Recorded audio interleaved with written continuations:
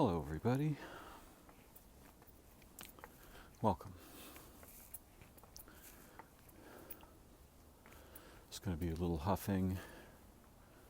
I'm climbing some stairs up the side of a relatively steep incline.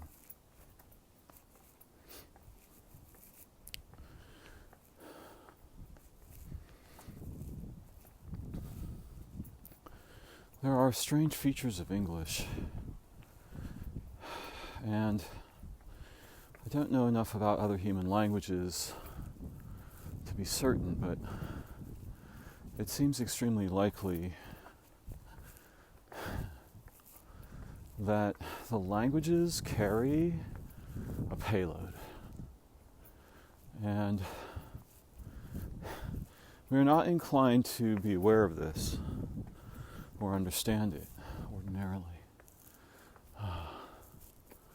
unless we have an unusual purpose, or we are very passionately trying to understand it, or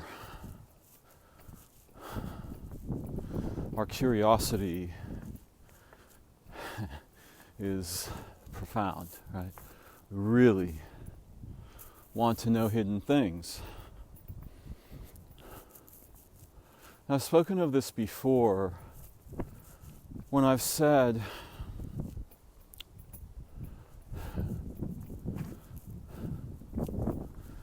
that our experience of enlanguaging smuggles something in. It smuggles in a bunch of weird games. And some of these are metaphors. Some of them are sayings, right? Figurative speech.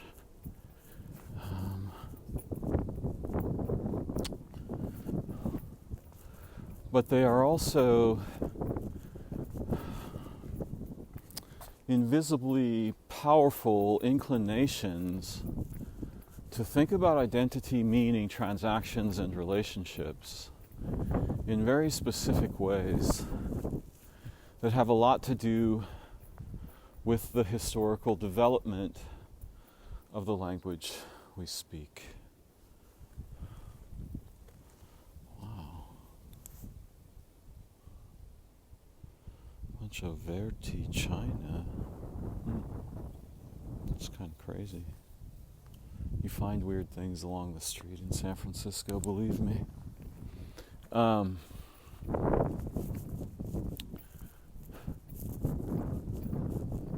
So, for example, there's an us versus them.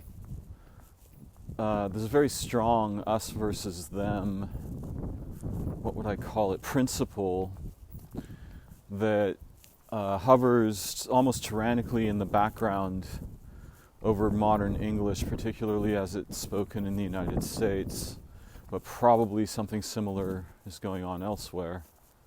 It's a very us versus themist feature of the underpinnings of the suppositions we acquire naturally by speaking our language with other speakers who have also acquired them, and communicate them, these little figures of speech, right? These almost cartoon ideas. It is as if they are actually sketched figures, but in language.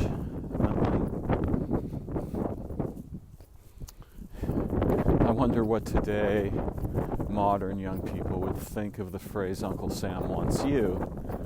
But in my mind, it flashes a kind of a red, white, and blue image of, Colonel Sanders' weirder brother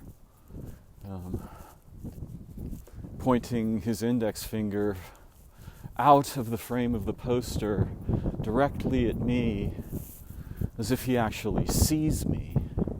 Right? And in English it's worse because, in a sense, to be seen is to be seized by being seen. and to see is to seize. This is the kind of dangerous, weird, pun-like understructure that we didn't invent, most of us are unaware of, and there are aspects of our cognition and psyche that are aware of them. Making them conscious, well, either way you're going to have trouble, but you'd probably rather have the trouble with what you can see than have a lot of trouble around stuff you can't see.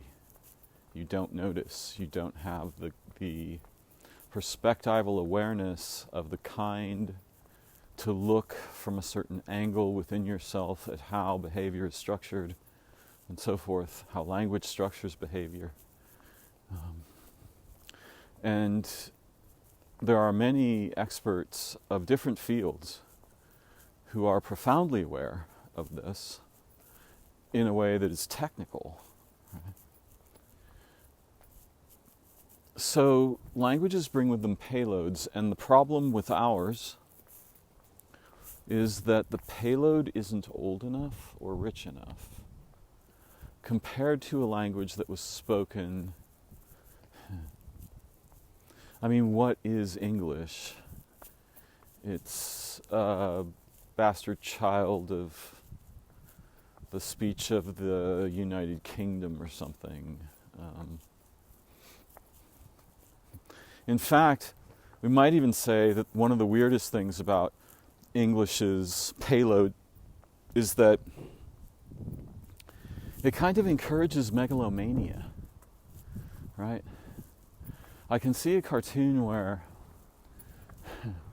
somebody's thinking carefully about the evolution of English and discovers a leg of the history where kings are giving legal decrees, and they're declaring them, and they're writing them, and you can be the king too. Just speak the language of the king. And take the K off, right? Kinglish becomes English. Like literally, it's as if our ancestors are saying, it's kingish speaking. Right? It's a language of local authority, declarations, separate persons. It dispenses with timelines and relationships as easily as a hitman loads his gun. Right? This stuff, in the wrong hands, is lethally dangerous, and it comes to us from histories that were profoundly fraught, conflicted, acting sometimes amorally, as if the words told them what to do.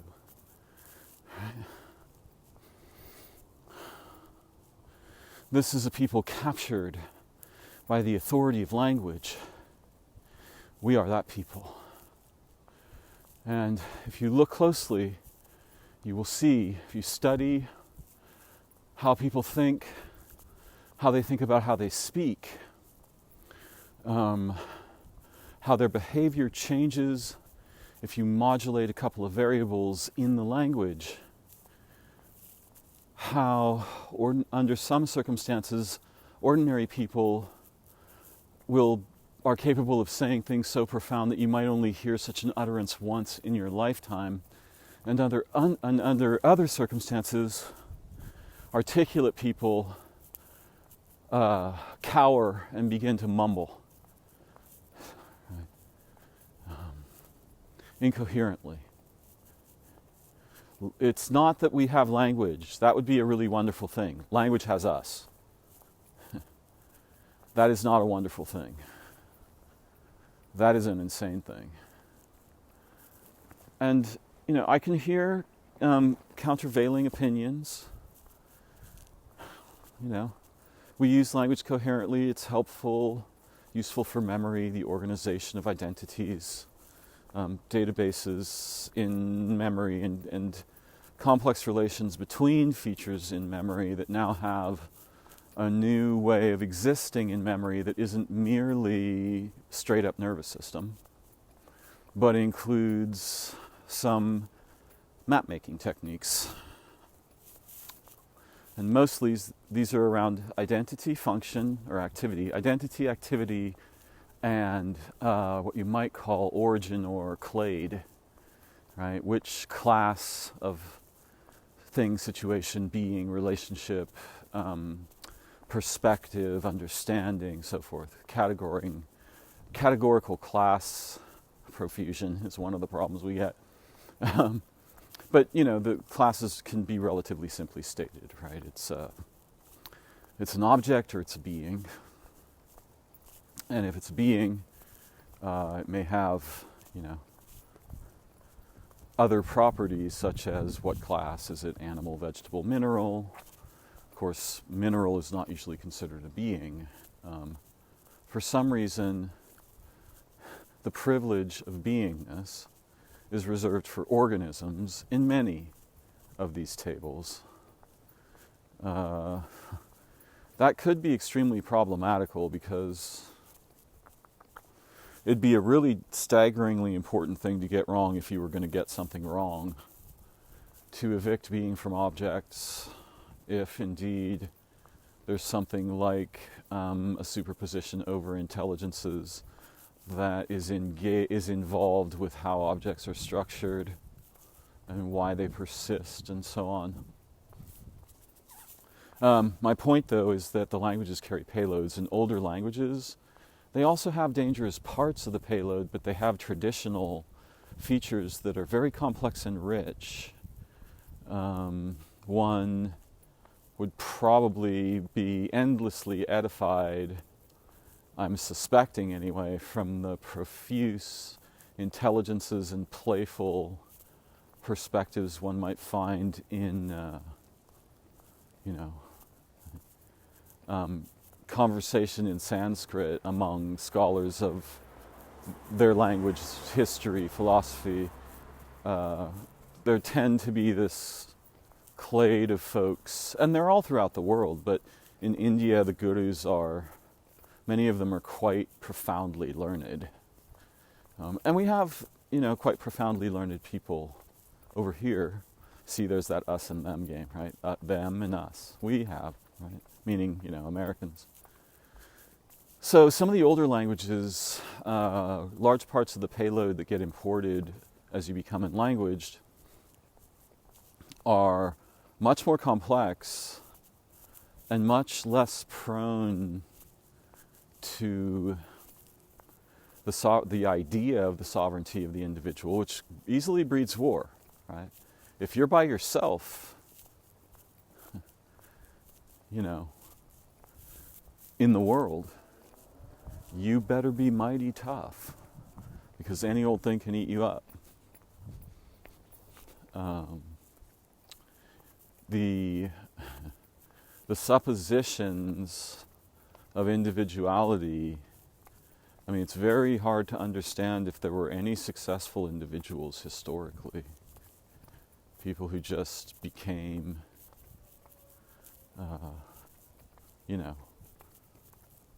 somehow on their own. In many cases, it could easily be understood as a fate worse than death. Why would anyone want to be alone? The only benefit of being alone, well, that's not true. I have to be careful. I've fallen under the sway of some of the baggage in English that I'm trying to point at. See, I too am subject to it. But then there are also, so I think, okay, what are we going to do then? There's the problem, what's the solution? I heard some woman say today. Well, if we can teach each other, we can easily discover the baggage together if we go looking for it. And Not in the sense of having a kind of a witch hunt either. Yelling at the language, that's a dumb idea. We just would improve, make better linguistic choices, and we'd probably modify intelligently, continually update the way we relate with categories themselves, and we'd realize the difference between the words we're making in situations that we're using them in and for. We would teach each other to be aware of some of this baggage. I think there's a book, is Lakoff one of the authors?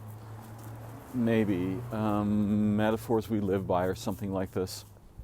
And that shows a little bit of the baggage, but just the metaphoric stuff. There's all kinds of other stuff, not just metaphoric figures, and not just rhetorical figures, little phrases that indicate bad ideas.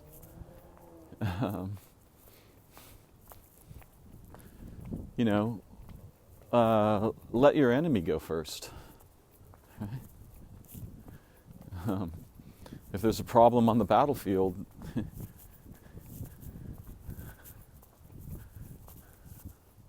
let someone else take the damage, right? Which is another idea. We're a bit like pigeons in this sense, right? We clump together in cities, which does provide some degree of protection of individuals, quote unquote, but also many new threats. I think throughout the history of our people, our species, there were very few situations where individuals were common, though there were unusual persons whose relationship with their originating peoples became very unusual. There have always been those. There have always been something that resembles a doctor, something that resembles a philosopher, something that resembles a seer or a prophet, something that resembles a scout or a ranger, something that resembles a knight, a kind of a blessed battle knight who takes on weird, difficult enemies. There have always been these kinds of things, these kinds of roles and persons in human history, always. In fact, if you go back very far, you're probably going to find that if you could just transport yourself back to such a situation as an unseen observer, say, as an observer that having no effect, the first problem you'd run into is someone would realize you are seeing them, right? They can't see you, but somebody will realize that you are seeing them. Little girl, old woman, the unusual teenage boy who sees things and doesn't speak in the same vernacular. And see, that's part of the payload of the language. It's vernacular. That's the word the concept I was looking for. It's part of the payload. It's not the whole thing. There's a bunch of games about value and identity, how to evaluate, when to evaluate. Again, you can see this problem where it's like English really is more like Kinglish. Right? I'm the God of the world. I can say whatever I want. I can do whatever I want, right? Like, there's no constraining web of conserved traditions, relationships, heritages, lineages, families. That's all gone. You're on your own with a gun. I mean, this is the proposition, right? You got a car. Shit.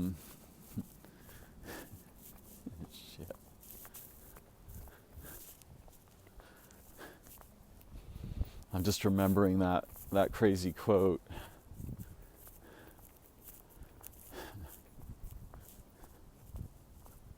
From Wise Blood, I think it is, that was used so brilliantly in the beginning of Jesus Built My Hot Rod.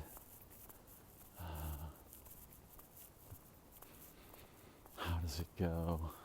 Man, I used to be able to do it with fervor. Is it even worth it if I can?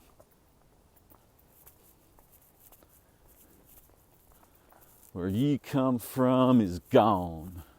Where you thought you were going weren't never there. It goes on something about like, nobody with a good car needs to worry about nothing, right? And this is the spirit of the English we are taught. It's you are alone, you are by yourself, you are an individual. You determine what is true, what is good, what is wrong, what is evil, locally.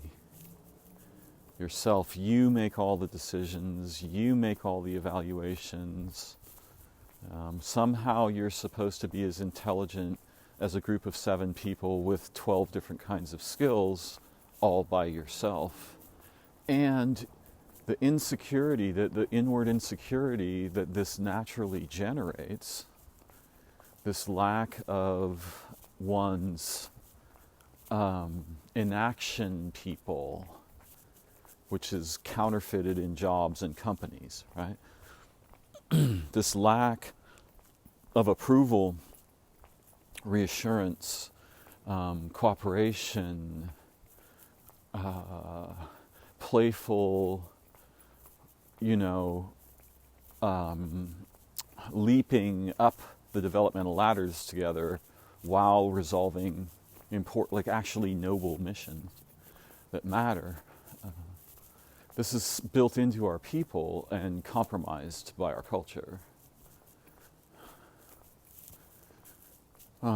We were not all born for the same thing, but we were not born to be isolates. There were isolates occasionally. There were scouts who didn't live in the camp, right? They traveled with the people, maybe, in a tribe, right? They would travel with them, but they were never there. They were always out, and they would come back and bring intelligence about, the extended terrain and what they saw and sensed in it. That kind of thing. And you can see that in a way, many humans try to do this. They're trying to do it. All humans have a deep relationship with predicting the future. We pretend in our materialist worldview this is supposed to be impossible. Organisms on Earth have been doing that since fucking cell number 1. There's nothing on Earth that doesn't do that. And if someone asks me, well, show me the physical evidence, what I'm probably going to say is, the blinders that you're currently wearing are so thick that the evidence your own hand comprises evades you. How will I show you anything? People who are determined to not see and not learn and to, sit on the kingly throne of the fact that they speak English and maybe can do some math, if they're lucky. In terms of the rest of the world, the hubris of that is unimaginable. There are 5th graders in Pakistan that can out-teach our calculus teachers in universities. We are not, as a people, well educated, and so you can see how the English speakingness creates an inherent insecurity, leads to an inherent insecurity, because we speak as if we are kings and queens, and you'll hear very confused humans on the internet saying things about like this. We are kings, we are queens, we are goddesses, we are gods. It's not entirely that they're wrong, but that particular way of holding on to it or broadcasting it has nothing to do. You're doing the opposite of what you're saying.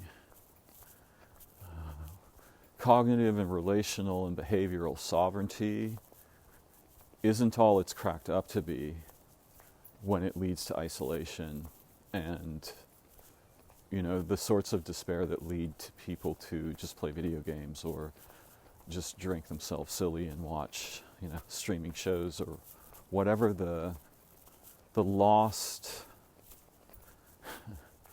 whatever the catastrophe of semi-vampiric consumption is. And I'm not yelling at those people. The context we're living in is so, it's literally like a vacuum of 20 of the things that we need every day just to be human together, or even by ourselves. And it doesn't mean we have to all be clumped together all the time either. It means we have to have meaningful roles, relationships, and dimensions of identity that we enact together successfully for learning and mutual benefit. That one thing. That thing. We need that. And some will say, well, I don't really. And I'll say, well, I hope you're not working or anything. Well, I need money. Well, why do you need money?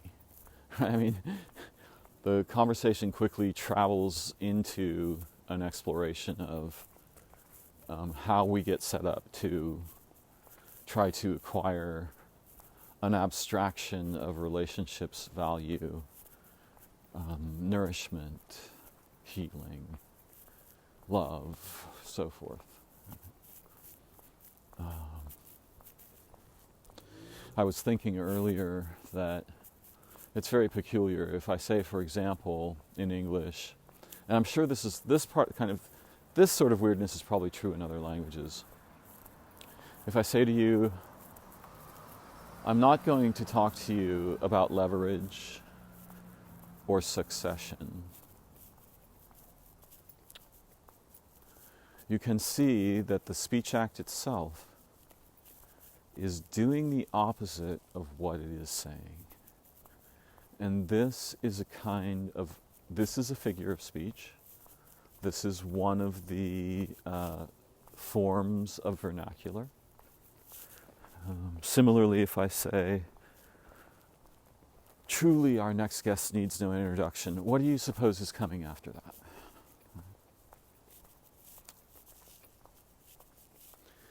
And so you would imagine that intelligent people would realize there's a problem with the construct, but it's become traditional to employ a flawed construct in this particular case, in the case of that specific figure of speech. So it is possible, if I were to try to say to you, I really, really mean everything I'm saying, it's not very helpful.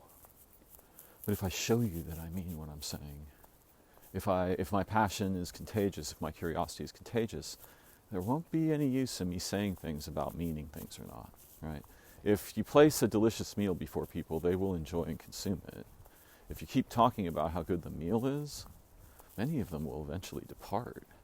They won't even eat it.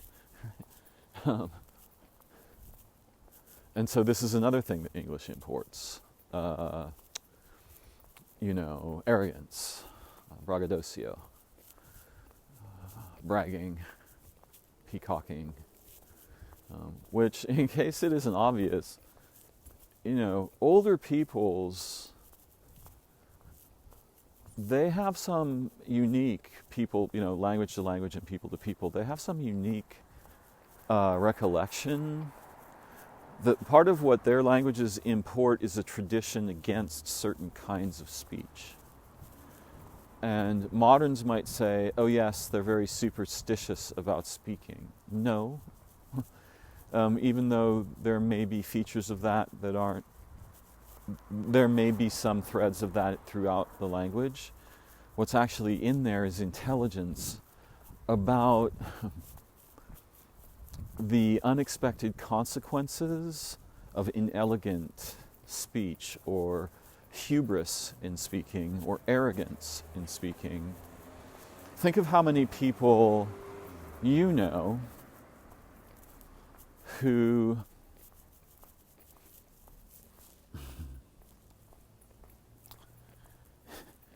will think something resembling,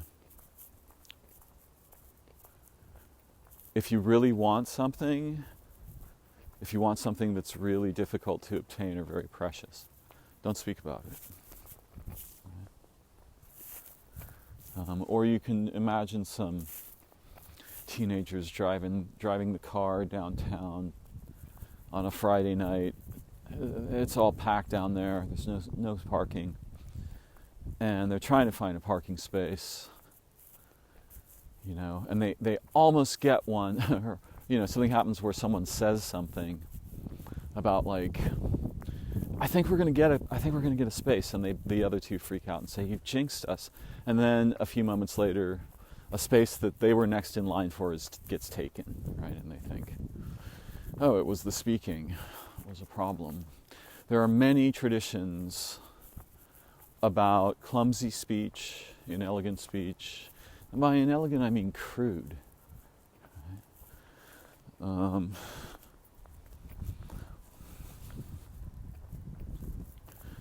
Surely, it should be obvious that the way we relate with language has a structural effect on our imagination, our cognition, how we respond to ambiguity, what causes or relaxes vigilance in us, all of these things. So,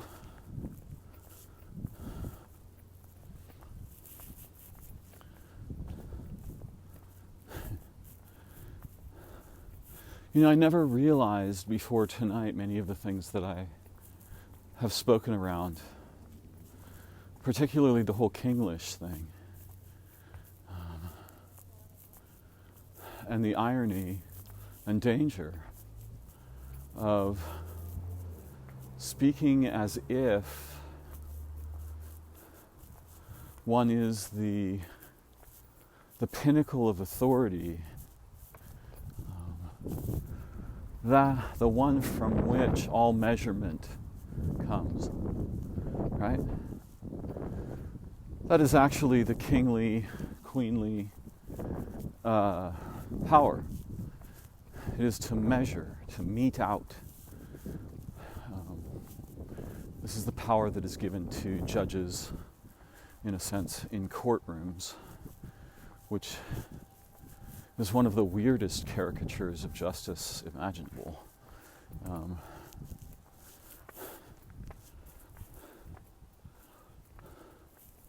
Though any reduction in humans torturing other humans makes me happy.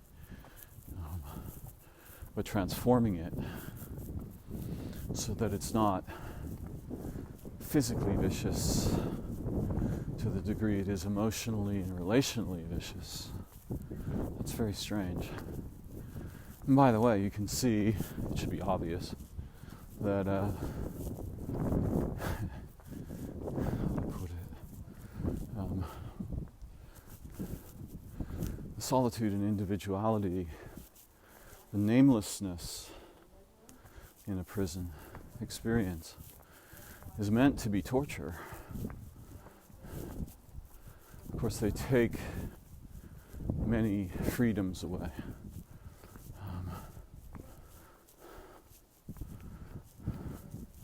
But it's funny because by doing that,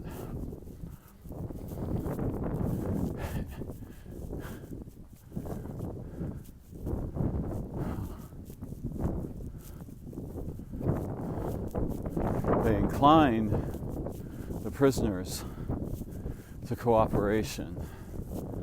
The problem is the prisoners have been scripted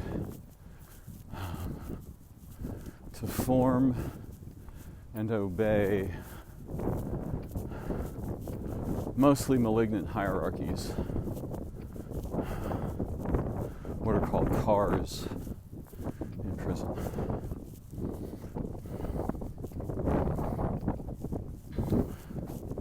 You have to pick one when you go in, and it's a worst boy network, mostly.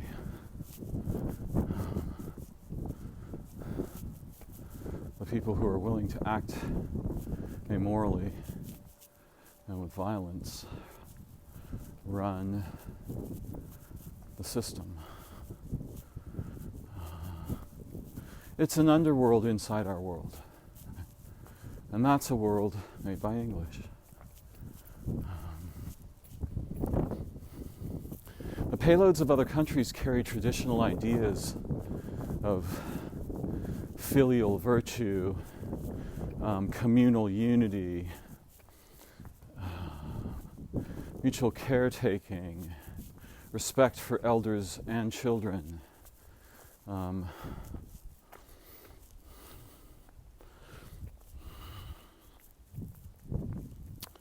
And, often there's some problematical authority that comes along with it. Respect for the provisional leader of the counterfeit country we grow up in. I think the goal of our country was to resist counterfeiting, in a sense, which is a very ironic mission to undertake. Because, in the same way I said, if I say I'm not going to speak to you tonight about leverage and succession, right? Once I announce leverage and succession, if I announce we will work together to ensure that our country can't be counterfeited or stolen by bad ideas, people, lethal games of language and concept, we will keep the light of human relational, communal, and cognitive liberty alive together. 4 of the people signing the document are going to defect tomorrow. There is so much money to be made, so much gold to be stolen, so many lives to be converted to misery for the sake of tokens, numbers. Right?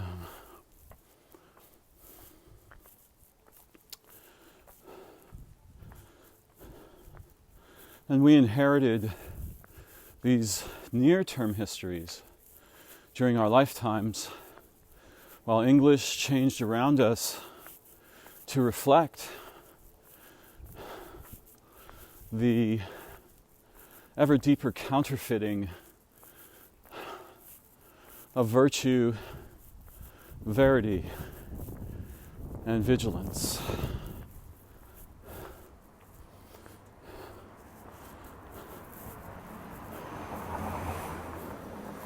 And when I say virtue,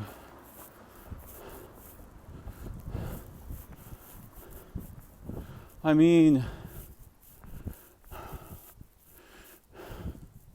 the accessible origins of that principle as they exist in our own hearts, not some dictatorial list where we can check off the boxes. I mean the real stuff. And similarly, a verity, a language that jumpstarts anamnesis, the capacity of a language to deliver a payload that's incredibly profound and also largely missing the pathogens, right? There must be languages that have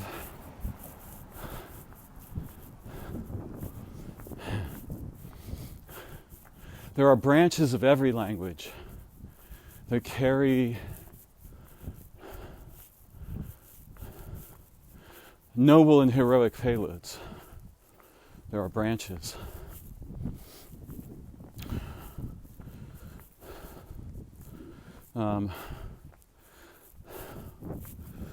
Crucially, without being surrounded by a milieu of rich, creative, literary, philosophical, and scientific diversity, and conversations and debate and exploration and celebration and literal heroism, right? How will we remember what it means to be human together?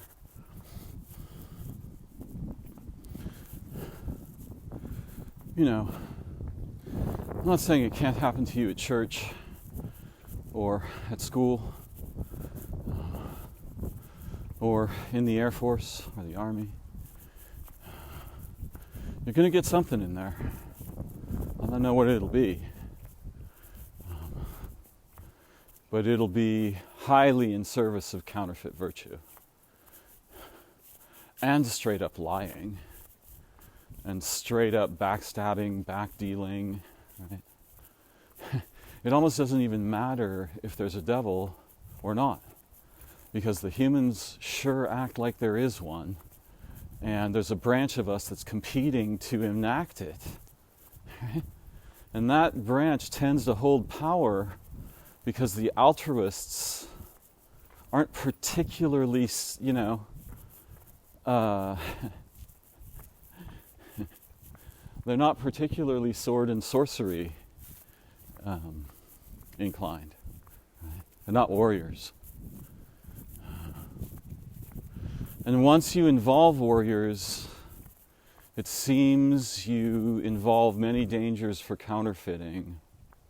The problem, though, it seems to me, and I think it's very ironic and strange that I am saying this, is that,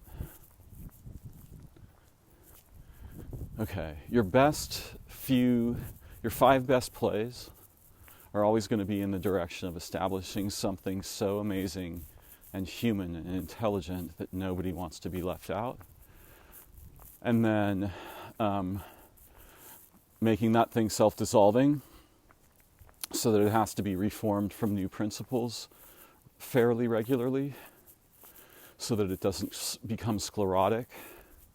And then you try not to conserve hierarchical power in the structure of the systems, the teams, the families.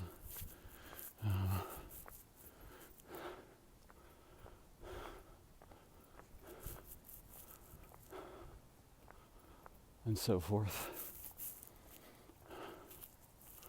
I wonder how far this street goes.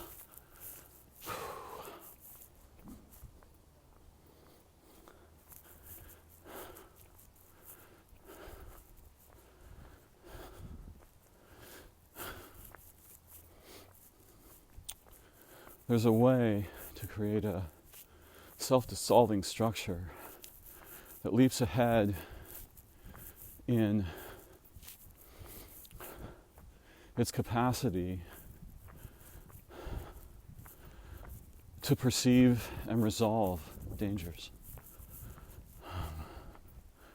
And it can do the same thing creatively, technologically, scientifically, but it can do it much better because if the recipients of advancements are trustworthy, we can go a lot faster, right, together. Also, the problems our infrastructure, societal infrastructure faces are monumental, and the existing stuff, right, existing human, electronic, and physical infrastructure is delicate, outdated, prone to fall apart on its own. If we're lucky enough that nobody intentionally takes it down, right? Yeah.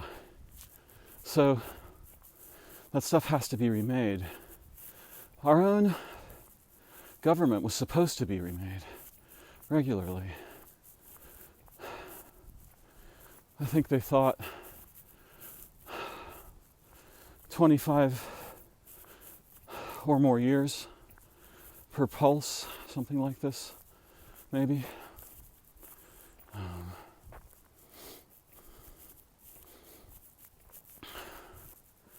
EngLish. Yes, it's weird. The connotative structure of English serves the conceptual proposition of single persons.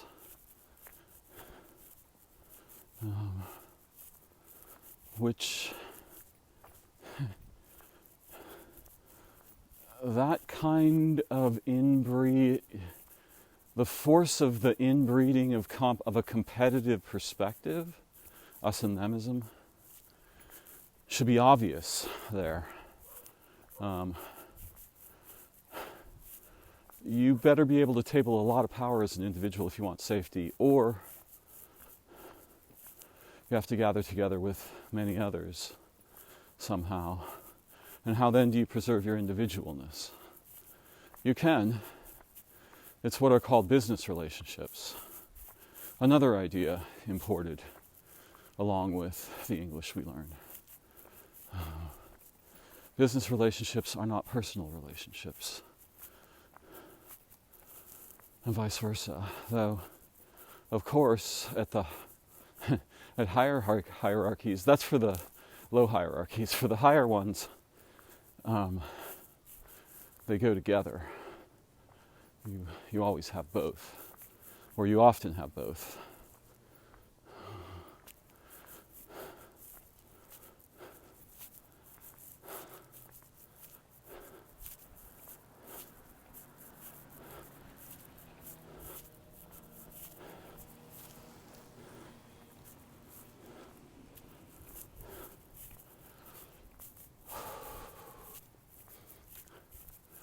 You know, if you joined a monastery,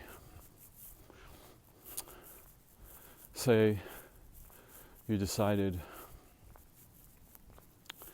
you would study Zen or Advaita Vedanta or Sufism,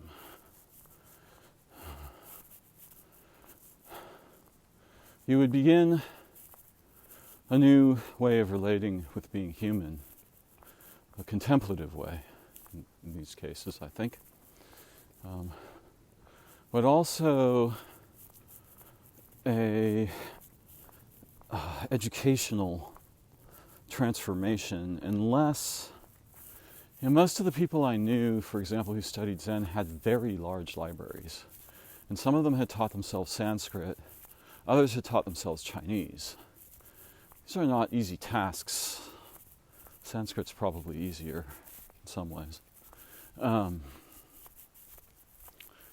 I hope the street goes somewhere useful. I think it's going way too far away from my house. I've gone for a much longer walk than I had planned. So, there are branches of study. If you read through philosophy, or if you study mathematics, you essentially, what you're doing is you're recapitulating the history of mathematical development in our species. It's the same thing with philosophy, the study of ancient languages. What you are doing is you're having a intellectual anamnesis, you see, unforgetting. And this is very profound. So this is what I mean by there are branches in our culture. If your parents are artists and complex thinkers and creative, or they are writers or poets or musicians or all three, you will at least have a local example of a milieu in which discovery, exploration, play, rediscovery, awe, wonder, enthusiasm, and perhaps ecstasy or even visions is not, these are common. You know the garden has all the plants, right?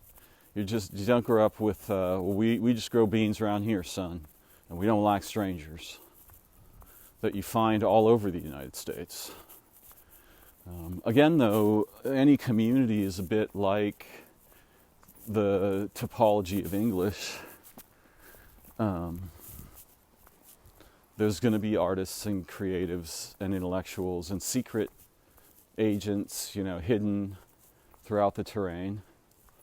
It'd be good if we had a signal whereby we could easily recognize one another and authenticate our identities. That'd be fun. Or even a way of signaling rather than a signal, right? A way of signaling that would evolve. Good languages do this. I think EngLish, weirdly, is a slave language. And there have been attempts to fix the problem before. Esperanto might be one of them. I don't know a lot about it. But we who speak it and write it and read it, presuming we can much, would do well to understand some of the threat landscape of what English imports into thought, semantics, and expectation. And at the same time, forge new ways of referring and playing in that field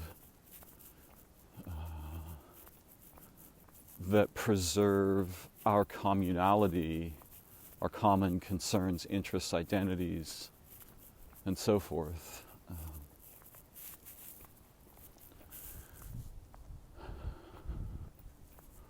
Where the actual hell am I? What ridiculous street is this? Okay, I get it. Kinda. Not. It's not Clarendon.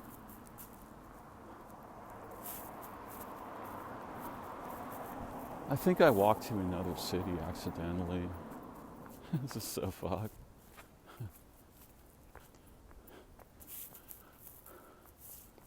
Yeah, I walked way, way far away.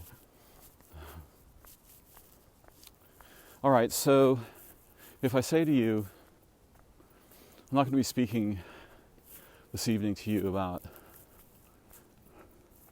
succession or leverage, then you can see that I'm doing the opposite of what I am saying.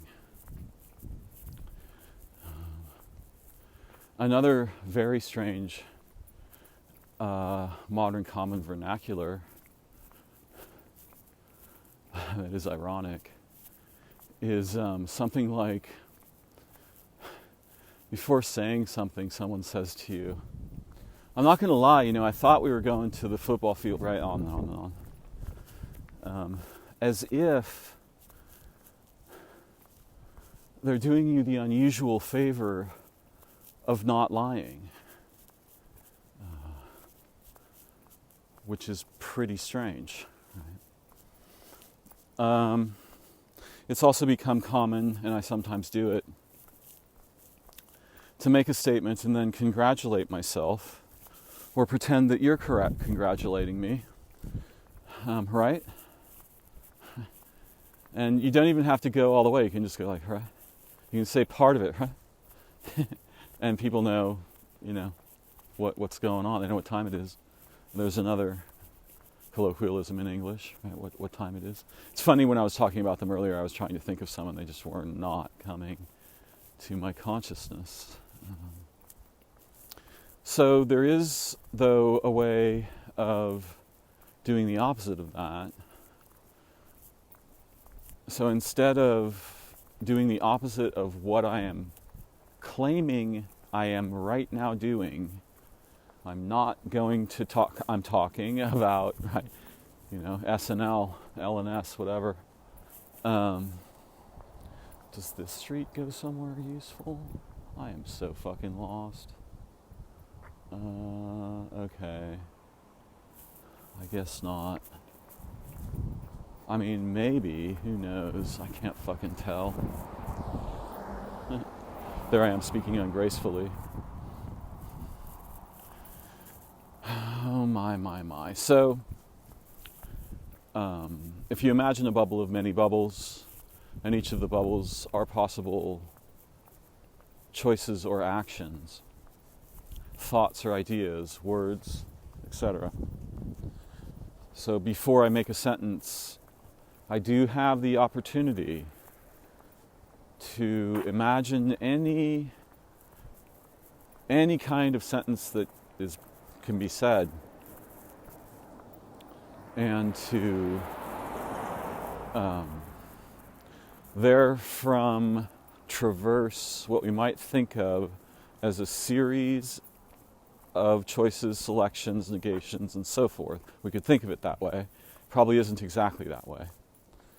But I could think of these possibilities, and then I form the actual sentence or sequence of sentences that I have just spoken to you now. So what I have done is I have told you what I am doing. While I am doing it, I have done what I am saying. Right? It's the opposite of doing the opposite of what I'm saying. I will not speak of thus and such. It's very difficult in English to try to evade the problems that arise in negation. I didn't do that. It's already too much weirdness. Right? It's very strange, all of this stuff. What the hell is going on? There are street signs where there are no streets. Where the flapping slot am I? Okay, there's a street sign here for the sake of one house or something. I don't know. This is nuts. Oh, I see. Okay, I see. Huh. This is probably where I want to go. Though I don't fucking know. Let's try it.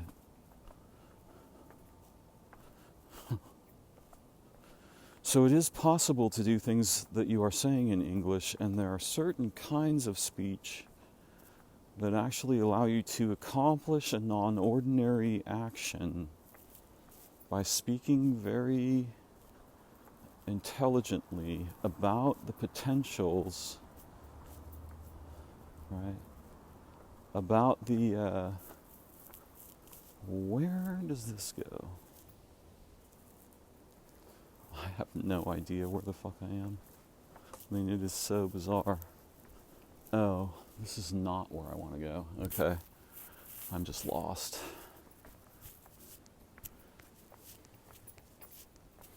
There is a lot of datura around here. It's interesting to be lost, but it's a little bit late at night for me. Okay, so, language is a magical thing. It becomes an everyday thing.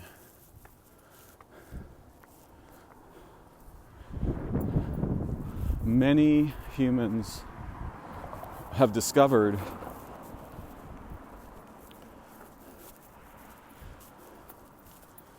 that it's not necessarily that there are magic words, quote unquote.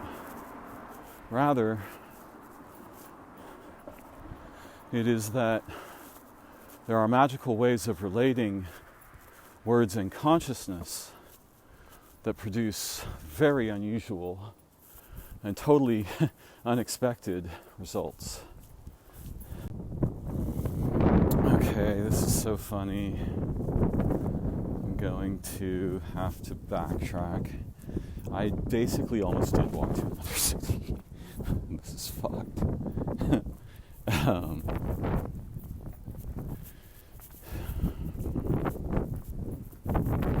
So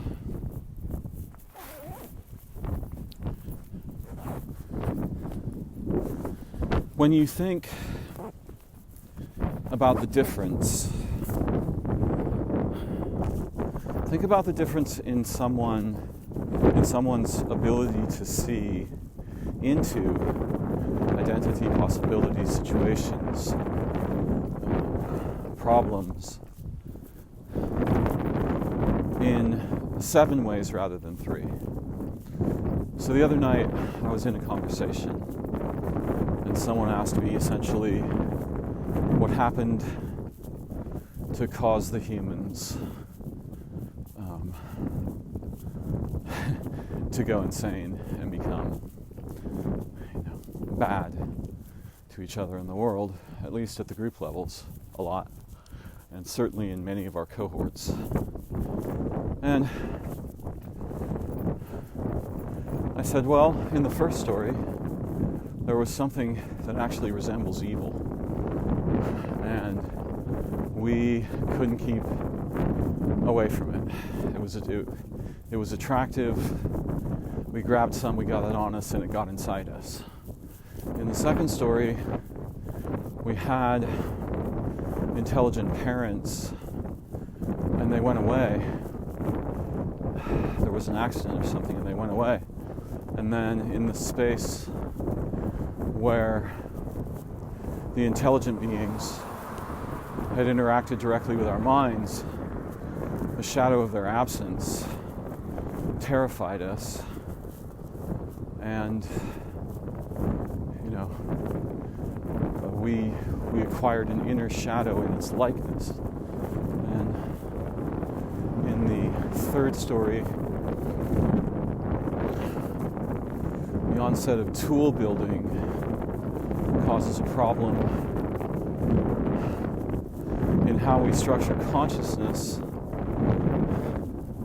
and makes us susceptible to what I call thrisps, which are sort of like viral behavioral language, something like that.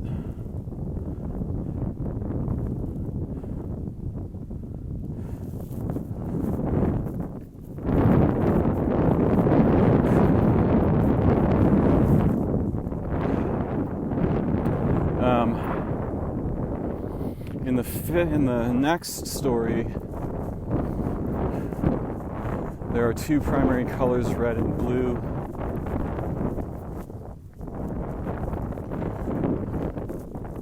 We once had wise relation with both of them. Something in the structure of our minds changed.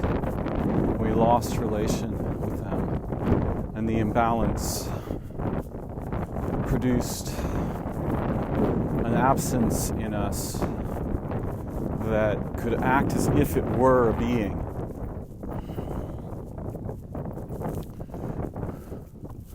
And we struggle with this. Now, I could keep making stories, or rather vignettes, but what I want you to understand is we are trained to a very problematic form of consciousness that I call one thing mind. One thing. That's just this. One thing mind. But what we really want to have is like 5 thing mind. Right? 5 thing mind, not bad. One thing mind, kill yourself. Run into wall. Not good. Blinding. And EngLish imports this one valued identification system. And we want to preserve that where it is useful and surpass it in our use of the language so that we realize quickly it's not just this, it's not just that.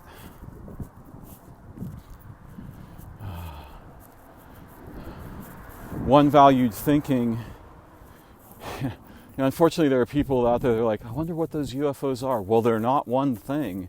They might not even be a category of phenomena we have a placeholder for in our lexicon, right? Like, what if they represent, for example, the category... Okay. What if they represent... This will take me home. What if they represent the supercategory of identity, meaning of whatness and who-ness? Right? If they are the supercategory, they are not what or who. They are is, being, in, relation. What you do, what you don't do, this changes who you are and who they are. Right? And this is intelligent, and this is actually how damn near everything actually is. Joe, most of the time, amazing guy. Catch him on a bad day, not a lot of fun to be around. Threaten one of his children, the monster in Joe will certainly come out. Unless Joe's like super wise, in which case he will liquidly transform and both resolve the problem and not have to become a monster.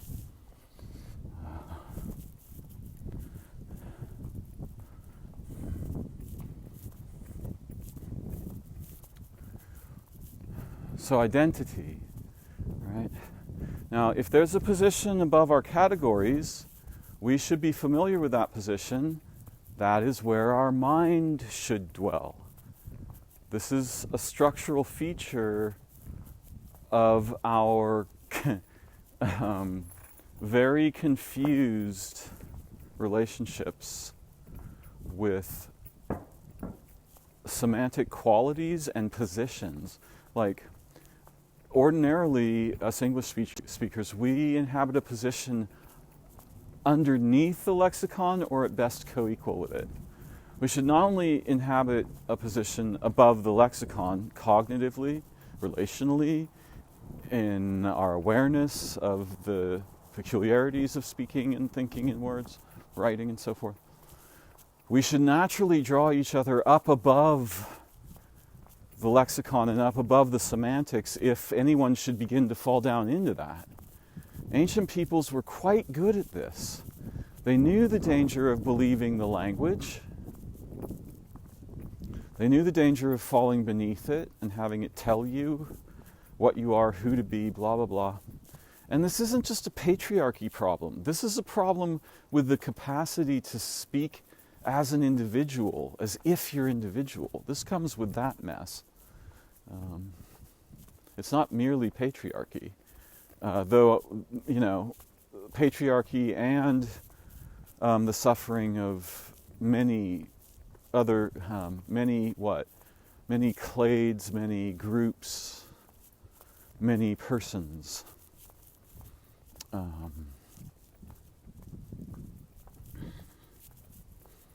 Is certainly part and parcel of the payload of English. Okay, is this the way I want to go? This looks like it might be. Although, I really hope... Oh, fuck. Where the flappity slot am I? And which way do I have to go?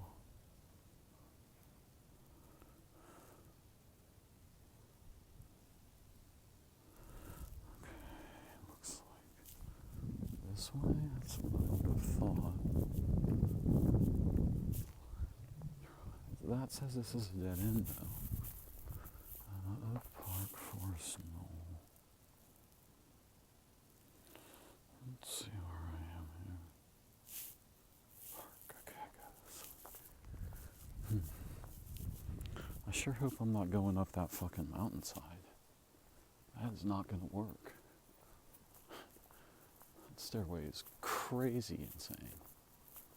We're talking about, just batshit loopy.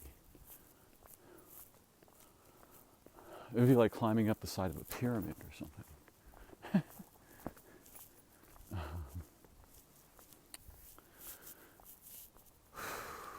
So you can see that there's a position that is something like the unformed potential for categories themselves. In fact, the word category refers to that space, right? It's not a category, it's the categories. And there's a position above that, I think, which is before the kinds of distinction that would allow us to impose the concept of category. We want to be familiar with the places above language and remain aware as we descend into the behaviors of speaking and writing and thought, so that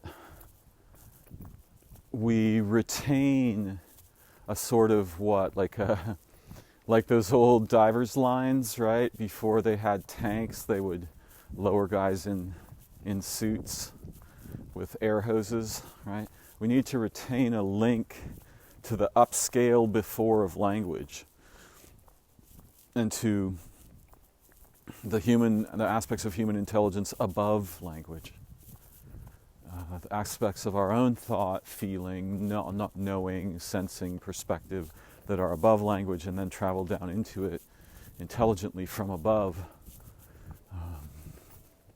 Then we will see many features that are otherwise invisible to us. It dimensionalizes the perspective in a variety of new ways. And if we make a metaphor or something, it's often better to make two or three rather than one. And we should avoid the construct, it's just blah, blah, blah. It's just this, it's just that. Except, I'm not saying we should never use such language, but it's very deceptive to the mind. Soon we think we know what everything is, which is a huge problem because we don't really know what anything is at all. We have a bunch of tokens that we paint on familiar phenomena. That's it. The name of the token doesn't tell you what that is. It doesn't tell you much. In fact, it's deceptively convenient, right? It reminds me of American culture. Deceptively convenient, hiding a bitter isolation, loneliness, lack of communal, vast lack of communal organs.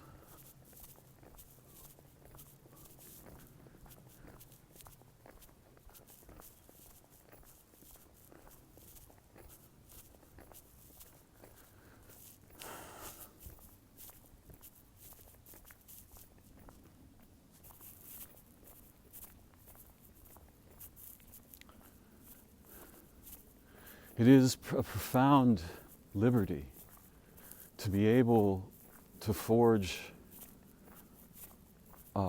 complex cognition on, within the manifold of our human experience. But it's also very dangerous.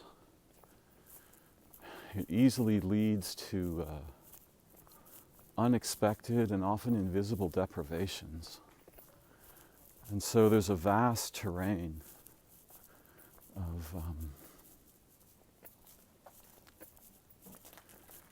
impoverishments that many of us have suffered at the hands of the language we speak. It behooves us to gently and intelligently recompose ourselves beyond the confines, to help each other to recover the kinds of liberty in our thought, considerations, learning, and creativity that are natural to our people, but largely prohibited and counterfeited by our common cultures. This is my dream. And I hope we will pursue it together. Thanks for joining me. Bye-bye for now.